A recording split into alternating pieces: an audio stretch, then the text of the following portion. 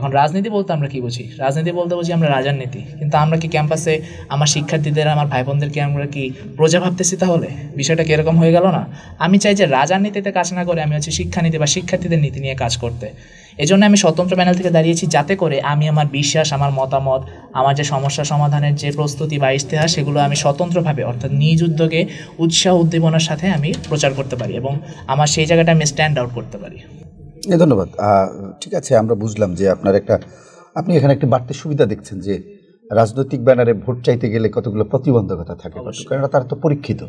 আপনি প্রচারণা শুরু করেছেন? জি, আমি প্রচারণা শুরু করেছি। আপনারা কি মনে হচ্ছে, শিক্ষার্থীরা আপনাকে ভোট দিবে? হ্যাঁ, এটা এখন শিক্ষার্থীরা তাকেই ভোট দিবে। অর্থাৎ আপনি যদি লোকাল রাজনীতি, বাংলাদেশের লোকাল বা জাতীয় রাজনীতির হিসাব করেন, আর যদি ঢাকা বিশ্ববিদ্যালয় কেন্দ্রীয় ছাত্র সংসদ ডাকসু নির্বাচন হিসেব করেন, তাহলে দুইটা কিন্তু কমন কোনো কিছু নেই, অর্থাৎ দুটোর কিন্তু তুলনা চলে না।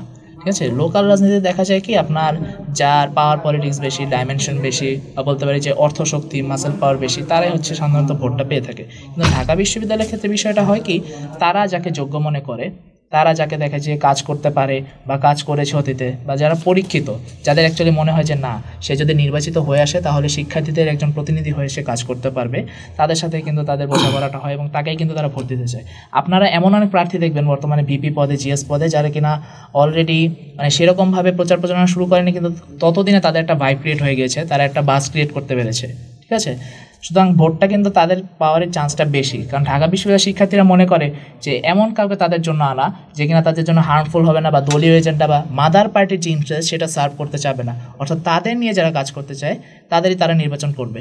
এখন যদি আমার কথা বলেন, আমার পার্সোনালি কথা বলেন, তাহলে বলবো যে আমার যারা বন্ধুবান্ধব, শুভাকাঙ্ক্ষী, সিনিয়র জুনিয়র যারা রয়েছে, তারা আমাকে সম্পূর্ণভাবে সাপোর্ট করে যাচ্ছে। এবং শুরু থেকেই যখন আমি নির্বাচনের মনোনয়নও তুলিনি, তার আগে থেকেও তারা বলছে যে ভাই, আপনাকে দাঁড়াতেই হবে, আপনি পরীক্ষিত একজন মানুষ, এবং আপনি মানে একদম প্রথম বর্ষ থেকেই যেভাবে কাজ করেছেন আমাদের সঙ্গে, যেভাবে আন্দোলনের সঙ্গে ছিলেন, যেভাবে বিভিন্ন অ্যাক্টিভিজমে ছিলেন, আমরা মনে করি যে ভাই আপনি আমাদের জন্য যোগ্য উত্তরসূরি।